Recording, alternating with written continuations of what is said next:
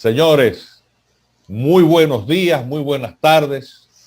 Encantadísimos Armando Armenteros y quien les habla el doctor Castillo Pantalón de estar con ustedes, como todos los viernes, en esta hora de consuelo. Pues hablando de estos temas que el comité viene tratando desde hace mucho tiempo. Y hoy es un programa muy especial. Hoy apenas voy a estar en la introducción del programa, porque Armando es quien va a agotar gran parte del contenido. ¿Por qué? Porque nosotros empezamos esta semana, terminado el mes de febrero, con unas palabras muy esperanzadoras que a Edwin le voy a pedir que nos las coloque. Es un fragmento del discurso del presidente Abinader el pasado 27 de febrero ante el Congreso Nacional. Adelante.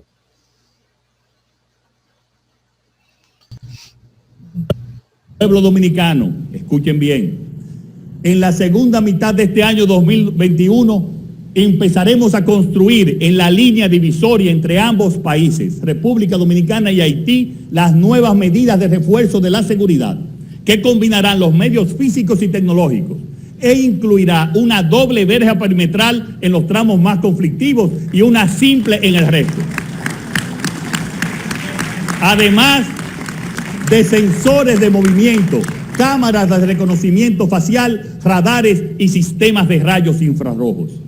Con todo ello, y en un plazo de 2 años, queremos poner fin a los graves problemas de inmigración ilegal, narcotráfico y tránsito de vehículos robados que padecemos desde hace años y lograr la protección de nuestra integridad territorial que llevamos buscando desde nuestra independencia. Señores, eso para nosotros. Eso fue agua del cielo que bajó. Así es. Señores, el comité se regocijó cuando escuchó esas palabras del presidente. ¿Qué significación tiene ese fragmento del discurso del presidente Abinader para el comité? Señor, el comité en el año 1993-94 surgió como una inquietud de ciudadanos dominicanos ante las amenazas de que se intentara buscar solución al drama haitiano en el territorio dominicano. Hay una frontera. Tenemos una serie de imágenes que vamos a ir colocando según hagamos estos breves comentarios.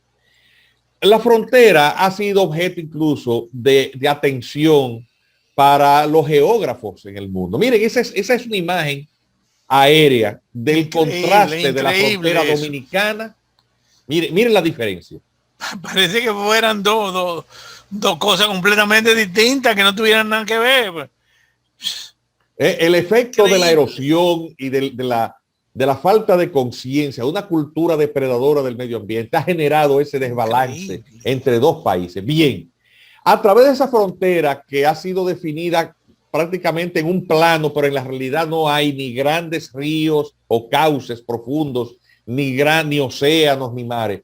Hay un tráfico normal. Tenemos unas imágenes ahí de esas que circulan en el internet, sin audio. Mire, eso fue tomado por una persona que iba en un automóvil y con su teléfono celular mostró cómo cruzaban mesnadas de haitianos. Eso no es un puerto fronterizo. Del lado haitiano al dominicano. Miren cómo se ve la gente cruzando ahí. Obviamente le hemos tumbado el audio porque el señor que tomó eso hace unos comentarios y la idea no es crear ni someter a agravios. Haití se merece un mejor destino.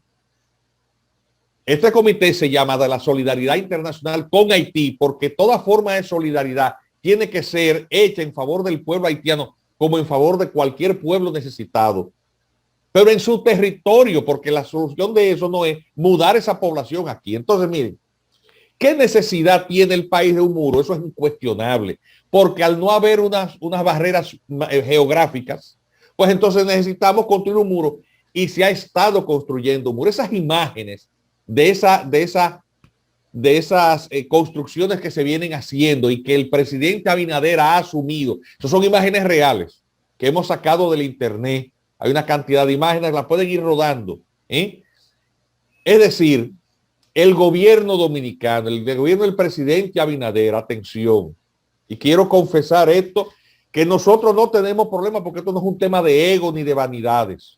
El comité no tiene un cariz ni un sentido político. al presidente que lo hace bien, que cuente con nosotros. Felicitaciones al presidente Abinader. Y yo soy el primero en confesar que yo tenía mis reservas naturales. ¿Por qué? Porque él tiene en su gobierno gente, a ver, que no está contenta, está recogida, pero es lógico que uno viera con un poquito de preocupación luego de la sentencia 168, que lo pusieron a él a decir una cosa. Sabrá Dios lo que le explicaron a él sobre el sentido de esa sentencia. Pero como esos peloteros que se cuadran feo en el home, pero la sacan de jonrón, nosotros teníamos miedo de que el presidente se ponchara. Señores, y este hombre ha salido con ha sido para mí, para quien les habla, un interesantísimo discurso, el que desde el poder se está dando, desde antes de tomar posesión, pero ya habiendo triunfado. Y del canciller también. Entonces, miren, eso es la portada de el periódico digital Acento. Eso es el editorial de Acento.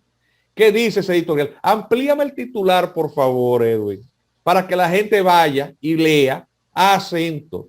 Están sangrando. Acento está sangrando. Cuando tuvo un discurso así y la reacción de algunos que se frotaron las manos, esa es la gente que vive diciendo que a quienes reclamamos y aconsejamos y sugeríamos un muro, una valla, un reforzamiento de la frontera, más allá del simple patrullaje, que lo que ha hecho es envilecer las Fuerzas Armadas y crear una situación de contrabando de todo, de droga, de armas, de gente, de niños, de trabajadores ilegales. Tanto así que muchos militares los mandaban allá como si fuera un premio a ir a hacerse. Una cosa que no ha funcionado desde la época de Antonio Osorio, en la época de la colonia. Entonces, esta gente, que son muy globalistas, muy de pensamiento muy light, identificado con esa facción globalista, pues ahora ese señor, que ellos apoyaron tanto, ahora demuestra con sus hechos realmente cuál es la visión de país que él tiene. Y obviamente para nosotros ha sido, para el comité, como una misa de salud. No al comité, al país. Entonces, bien, esto que ha anunciado el presidente tiene sus precedentes y el programa, una parte importante del programa hoy la va a seguir Armando Armentero y yo salgo del aire. ¿Por qué? Porque cuando Armando Armentero y otro grupo dominicano le trabajaron gratuitamente por un salario simbólico de $1 en el Consejo de Fronteras, fueron a Israel, visitaron allá, y esas son imágenes de al menos 2 veces que en aquel, gente buena de la gente que piensa, que va al Estado a servir, que tiene una visión más allá, que el país está lleno de gente buena, que no está haciendo politiquería. Fueron al menos 2 veces, la primera vez el doctor Armando Armentero, luego fue una comisión militar. Estas imágenes que una parte de las imágenes que estamos mostrando son de esa segunda visita que muy amablemente agradecemos. Ya quisiéramos tener más detalles. Estaba el general Soto Jiménez ahí, en esa segunda comisión. La primera fue la de Armando. Y el gobierno de Israel dio muchísimas facilidades para que se hiciese. Y el gobierno del doctor Leonel Fernández no hizo caso. Y el de Danilo Medina menos. Eso es así. Y que se rasque el que le pique. Y quienes hablan no es abinaderista, ni PRMista, ni PLDista, de ninguno de los dos, ni de Danilo ni Leonel. Pero lo bueno hay que reconocerlo. Dijo Juan Pablo Duarte que ser justos es lo primero, si queréis ser felices. Entonces, cuando el gobierno lo hace bien, hay que reconocerlo. Y nosotros no tenemos problema con eso. Felicitaciones a ese discurso, ese fragmento del discurso. Yo quiero confesar que en el día de ayer vi en la Núñez de Cáceres a la Dirección General de Migración trabajando. Iba un convoy de vehículos a hacer una interdicción migratoria. Muy bien. Felicitaciones a Enrique García. Eso es un mensaje. Ahora queremos ver sometimiento de parte del Departamento de Trabajo y Migración a los empleadores de mano de obra ilegal, porque ellos son los que estimulan esa migración. ¿Qué precedentes ha habido, además de esa visita dominicana? Todo lo que ha pasado en otras partes del mundo, señores. Ahí tenemos las imágenes de la frontera mexicano-norteamericana, Un muro que se hizo necesario. Y solamente aquellos populistas, hipócritas, se quejan, claro, porque todo el que está en contra de eso, o le gusta el tráfico de droga, o de alguna manera beneficia ese capitalismo salvaje que le gustan los ilegales, por ilegales, para poderlos reventar con salarios bajos. Y cero. La ilegalidad en sí es una fuente de riqueza. Así es. Pero además están los otros precedentes. Las vallas, atención, entre España y Marruecos en el norte de África. Porque para quienes no sabían, el territorio español, que era una potencia colonial, conservaba territorios de la época medieval en el norte de África. Y quedan dos enclaves que son la ciudad de Ceuta y Melilla. Y ahí tenemos imágenes de ese vallado, vallas que hay en el norte de África, de una potencia colonial con quien tenemos muchos vínculos históricos, pero que los embajadores españoles que están aquí tienen un discurso. Yo quisiera saber si esos señores allá en España se atreven a decir lo que dicen aquí. A esos mismos españoles que están ahí, esos diplomáticos, vayan a España y digan eso que ustedes proponen aquí, las fronteras abiertas y Ceuta y Melilla. Entonces, yo quiero con eso. Son gente subiendo, se encaraman por ahí como los monos. Como los monos, pero que tuvieron que hacerlo. De ahí, se hieren y demás. Y claro. No hay de otra. Es decir, cuando tú tienes un gran desbalance de desarrollo entre dos países, hay un factor de atracción.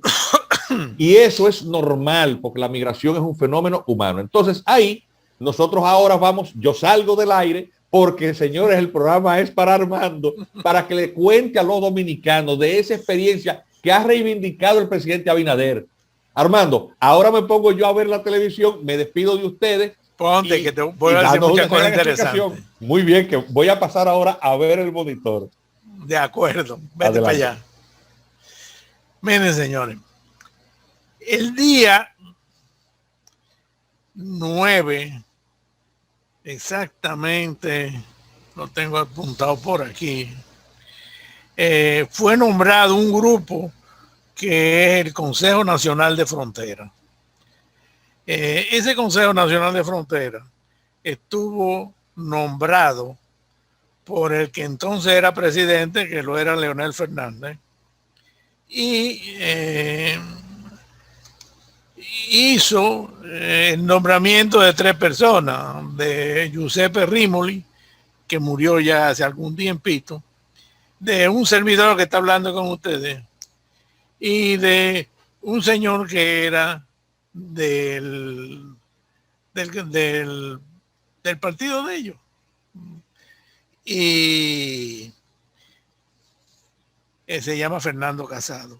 Y el día 9 de septiembre del 2004 nos nombró como Consejo Nacional de Frontera, sin sueldo.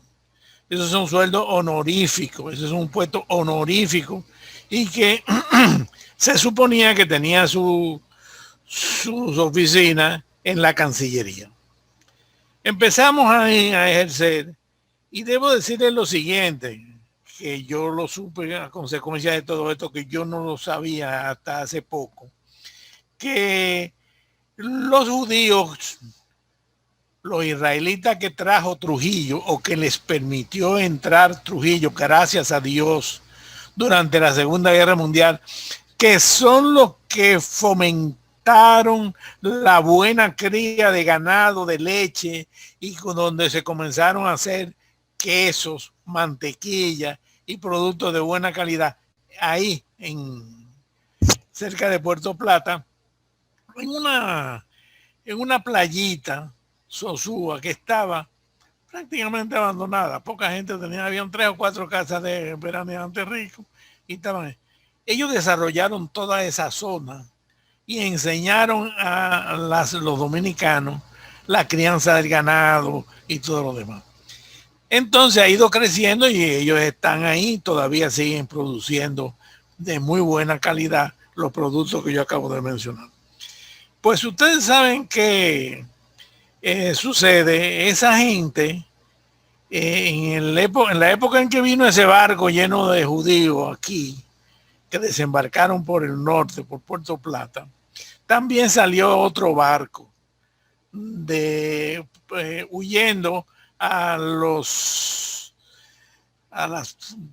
exterminio que estaba ocasionando Hitler en Europa. Y el otro barco fue a Cuba. En Cuba no lo dejaron entrar a ninguno. Después de varios días los devolvieron, regresaron a Europa, y cuando llegaron allá cogieron a todos los que estaban en el barco ese que fue a Cuba, lo metieron en uno de esos campamentos en Auschwitz, creo que fue, y los mataron a todos, los gasearon. Entonces saben que habían unas cámaras de gas y ahí. Los dominicanos, ya ustedes saben que no solamente creó riqueza, conocimiento y bienestar para ellos, sino para los dominicanos. Esos judíos crearon familias entre ellos, y desde hace un tiempo, esto que yo le voy a decir lo supe hace relativamente poco tiempo, ellos cuando los hijos llegaban a la edad de 8 años, los enviaban a Israel, los enseñaban allá su idioma, su manera de ser, en fin, los educaban como quien dice allá. Y hoy en día, un gran porcentaje de los mejores funcionarios que tiene el gobierno de Israel allá son nacidos aquí, ahí en Sosúa.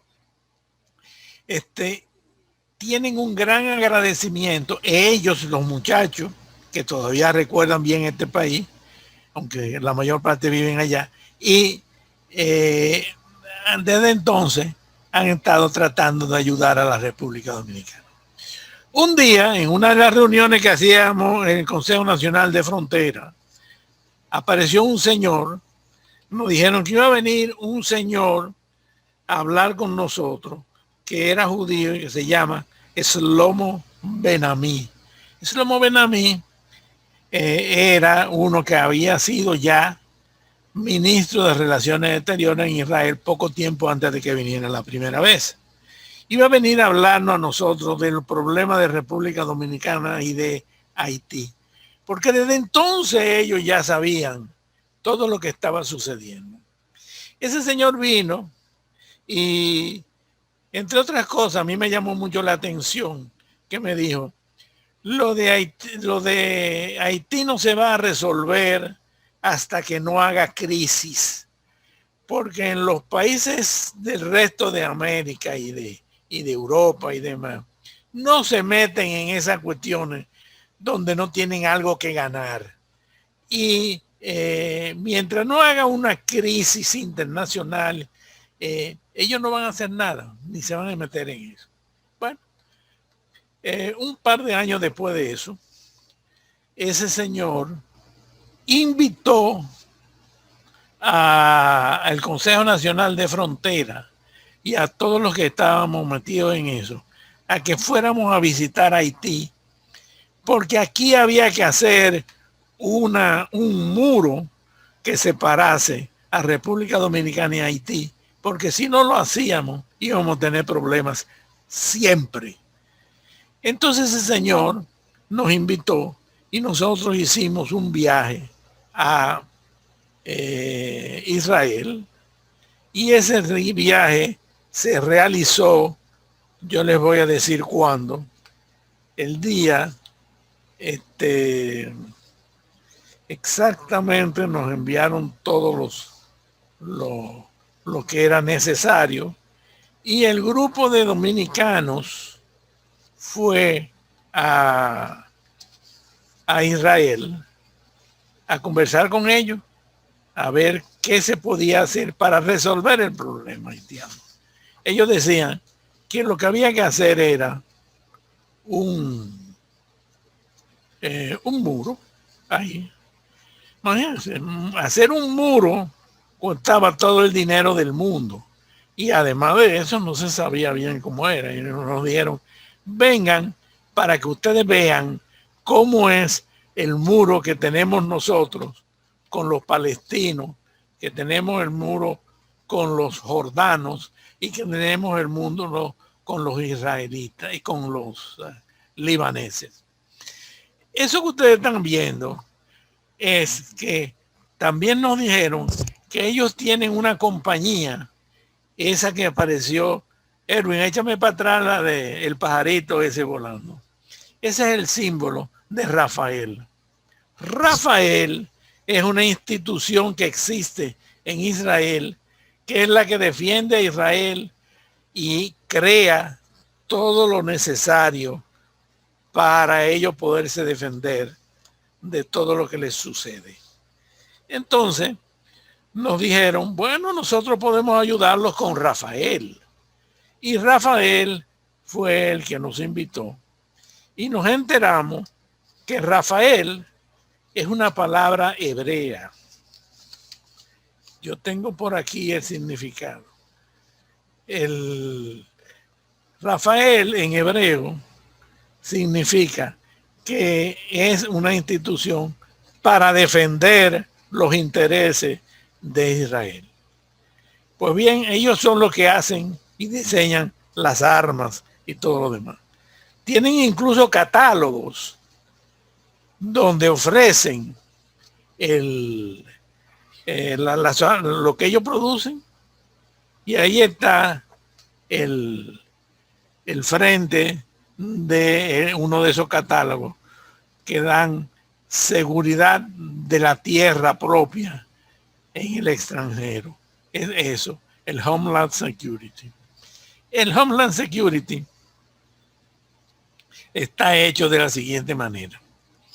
Ellos han diseñado, han inventado y han construido que en las dos fronteras que yo les acabo de mencionar, la del Líbano y la de Jordania, ellos ponen unos postes altos donde en la punta tienen unas cámaras que giran continuamente y que se alimentan de electricidad de varios orígenes para que nunca les falle, y que se repiten cada 100 metros. Esa pantalla, cuando hay algún movimiento, lo enfocan, se detienen, y por ahí es que reconocen la situación de sus fronteras. Ellos tienen cada 10 kilómetros unos, unas especies de trinchera donde tienen lo que necesitan para, si tratan de entrar por esa zona, cualquiera de los vecinos indeseables que tienen, pues los rechazan. Entonces, ellos sugieren que nosotros hagamos lo mismo y tengamos el mismo tipo de defensa, que van hasta la orilla del mar. En la orilla del mar ellos tienen unas lanchas que no tienen tripulación, son todo automáticos, que protegen la tierra. Ellos nos ofrecieron que ellos podían ayudarnos a que nosotros lo hiciéramos. Las conversaciones fueron desde el principio en inglés. Para sorpresa mía, el único que hablaba en inglés del grupo que estaba ahí ustedes pueden verme a mí, pueden ver un señor que trabajaba en la Cancillería, ahí está el diputado, este señor era el embajador dominicano en Israel, Pellegrín, otro señor. Bueno, esa era la comisión que fue allá, pero el único que sabía hablar inglés era yo. Y entonces yo tuve que hacer de traductor, porque el que hacía de traductor para las conversaciones era un señor que acababa de llegar de Chile, donde él, que es piloto de aviones de combate, había estado 6 años enseñando a los pilotos chilenos a volar los aviones de la época. Entonces, ese señor era el que hacía de traductor, porque había estado viviendo en Chile durante 6 o 7 años y había aprendido bastante bien, siendo judío, que son gente muy inteligente, el castellano. Y resulta que la traducción no es fácil. Y no es fácil porque los distintos idiomas no utilizan las mismas palabras en el mismo sentido y para lo mismo. Entonces, en la medida que él hacía una interpretación que no era la perfecta, yo lo corregía. Porque yo tenía la ventaja de que yo había sido traductor de libros de medicina del inglés al español para Editorial Salvat de Barcelona. Y además había estado ya varios años en Canadá y había aprendido a hablar inglés. Cuando ellos se dieron cuenta de la situación, sacaron al piloto y yo fui el que me quedé haciendo todas las negociaciones de ahí en adelante. Entonces nos llevaron a ver cómo funcionaban las placas. Erwin, veme poniendo despacio las fotografías que yo te envié. A ver. Vamos a ver si podemos verlo bien. ¿Qué pasó, Erwin? Esos son los tanques norteamericanos modificados por los israelitas para mejorarlos, que son los que están en la frontera. Lo que ustedes ven allá atrás es el Líbano y esto de acá es Israel. Esos son soldados israelitas y todo eso lo tienen ahí dispuesto para, si hacían algún intento de violar la frontera, como las cámaras esas que estaban ahí iban avisando, pues enseguida los reconocían y paraban. Ese que está aquí, ese era yo cuando era más joven y cuando fui a eso. Erwin, ponme la próxima.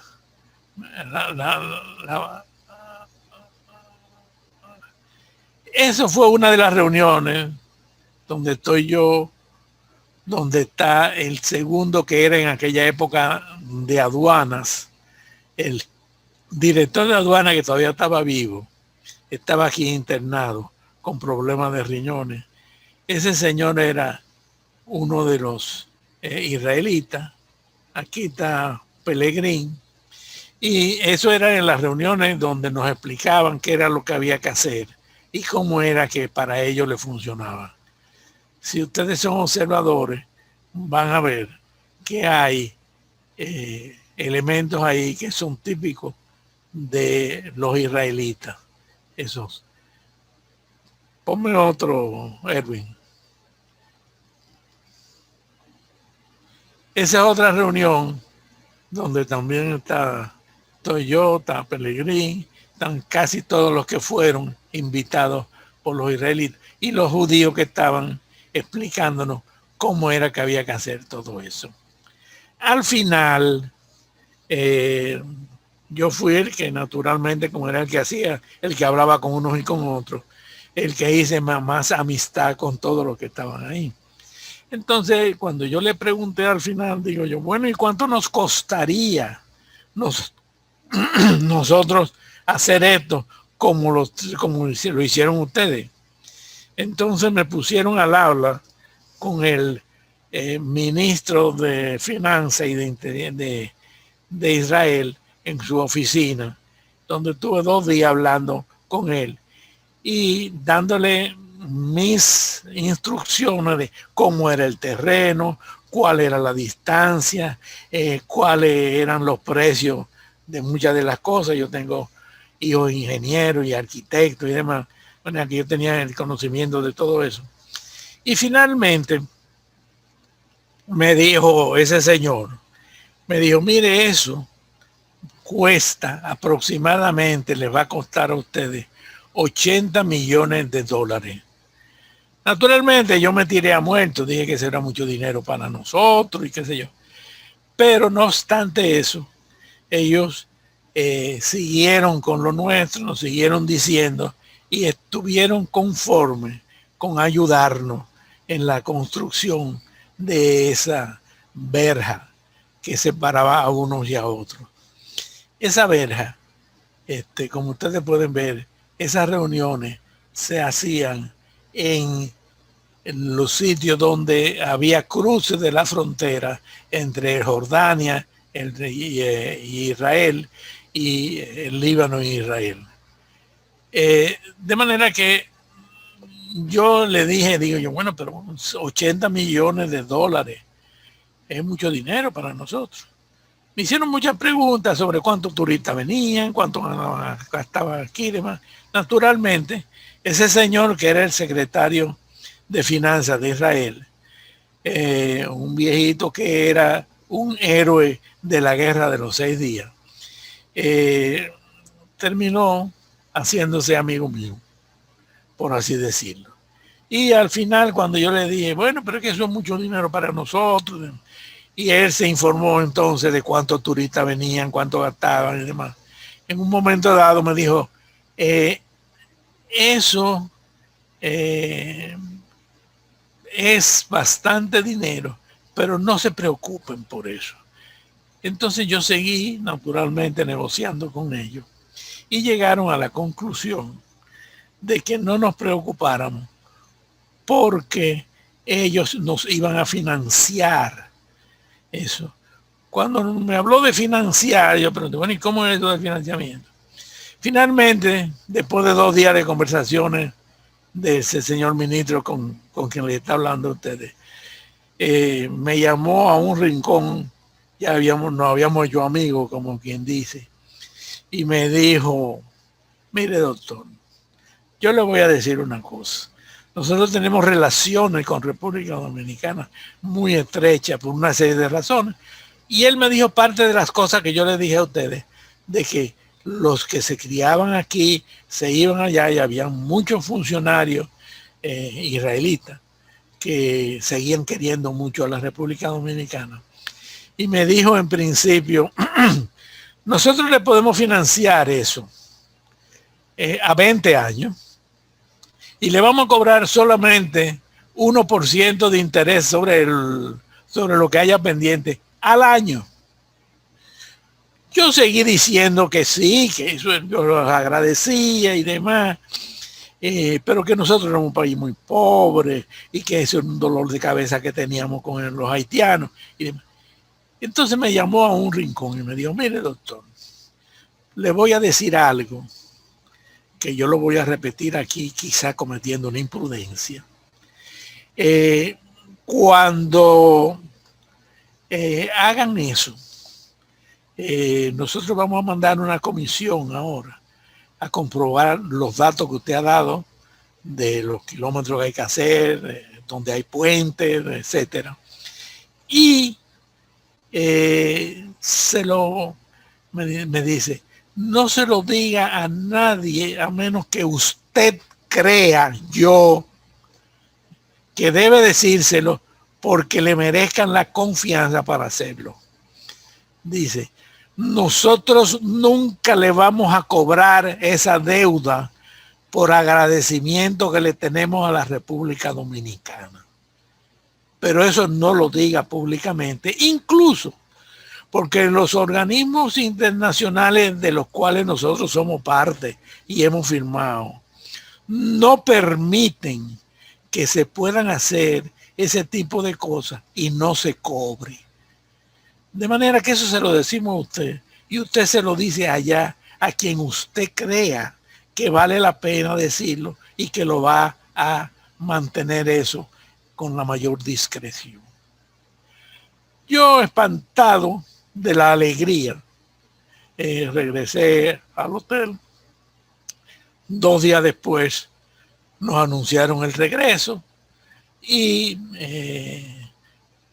fuimos al aeropuerto y ahí sucedieron una serie de cosas que yo les voy a explicar a ustedes otro día, porque eso es un poco largo, donde me secuestraron el equipaje mío, porque parece que había intereses en algún lugar de que eso no se llevara a cabo, no se hiciera, y que mi misión no hubiese sido exitosa.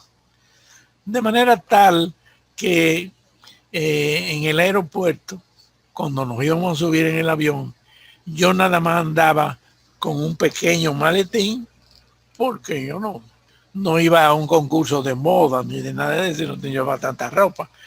Y me lo quitaron porque me dijeron que eso no podía ir dentro de la cabina. Pero yo toda la vida he viajado con esto en la cabina de todos los aviones en que me he montado y nunca me han dicho nada. No, pero no se muere, no se puede. Y con mucha grosería me la quitaron y la dieron para que fuera con el equipaje. Yo me imaginé que iba a desaparecer esa maleta. ¿Cómo desapareció?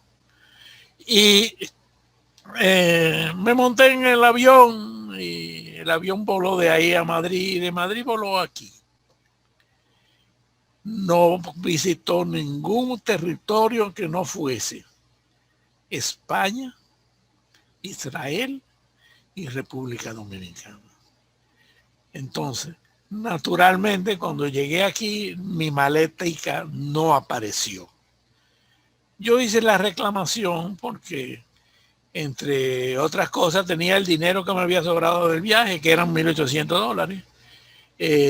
Una cámara fotográfica que yo tenía toda clase de fotografía. Si no hubiese pasado lo que pasó, yo hubiera podido traer más fotografías de esas que ustedes han estado viendo ahora. Y reclamé eso. Incluso le escribí una carta al presidente de la Iberia, describiendo quién había sido que me había quitado el maletín y todo lo demás. Eventualmente me devolvieron casi todo lo que estaba dentro. Los $1,800 volvieron, no los cogieron. Y la cámara desapareció y una cantidad de fotografías y de cuestiones. Eso es parte de la fotografía que yo pude conservar porque no estaban en otro sitio. Ponme la anterior, Erwin. Eso es el camino de entrada, de admisión de Israel en la frontera de Jordania. Todas esas fotografías yo las tenía disponibles. Cuando llegué aquí, yo le envié una carta al presidente de la República a mano para que me recibiera, para yo explicarle. Nunca me recibió ese señor, ni yo le pude explicar nada, ni nada, hasta el sol de hoy, que no estoy diciendo por este medio y que yo he dicho por algunos otros medios algunas de estas cosas. Eso es parte de la historia. Algún día diremos el resto de la historia, porque, señores, en el mundo, y más en el mundo de hoy en día, suceden muchas cosas que uno no se imagina. Y hay tantos trámites, tantos engaños, que ustedes no se pueden imaginar lo raro que sucede cuando un grupo de dominicanos, como el que fue allá y regresó, se ve envuelto en este tipo de cosas. Lo único que yo quería aprovechar era para hacer de conocimiento de todos los que han estado oyendo este programa, que existe la posibilidad, pienso yo, de que el muro ese se haga como lo tienen hecho allá los israelitas, se haga para bien de la República Dominicana y el control de las relaciones con Haití. Haití va a estar ahí porque no nos podemos separar y porque formamos los dos partes de una isla. pero podemos arreglar las cosas para que se hagan de la mejor manera posible para la República Dominicana y para Haití. Señores, yo creo que ya se nos está terminando el tiempo. Erwin, ¿me queda tiempo? No, no creo, no parece. Pues yo quería decirles todo eso. Quería decirles que aquí hay mucha gente buena que sabe de todo esto. Que Haití está ahí y que como nación nos necesita para no pasar hambre, para no pasar sed, porque los ríos que hay en Haití y que les dan la poca agua que ellos tienen son ríos dominicanos. El Artibonito, que ustedes saben que nace aquí en una loma que se llama Culo de Maco, por cierto, o Nalga de Maco. Y el Masacre, que ustedes saben que es un río también que hace parte de la frontera y que también es la que nos da eso. Ya nos han tocado un timbre diciéndonos que esto se ha terminado. Créanme que yo tengo datos y conocimiento de las cosas de entonces y de todo lo que ha hecho Israel por la República Dominicana y que nosotros debemos agradecer. Créanme que todavía se puede hacer mucho, que la República Dominicana tiene mucho por donde sacar partido, sobre todo apoyándose en las buenas relaciones de Haití, todas hijas de aquel acogimiento que hizo Trujillo a los judíos, que ninguno de ellos murió y que hoy en día sus descendientes están dirigiendo a Israel como una nación como lo que es. Gracias, señores. Hasta la semana que viene, si Dios quiere.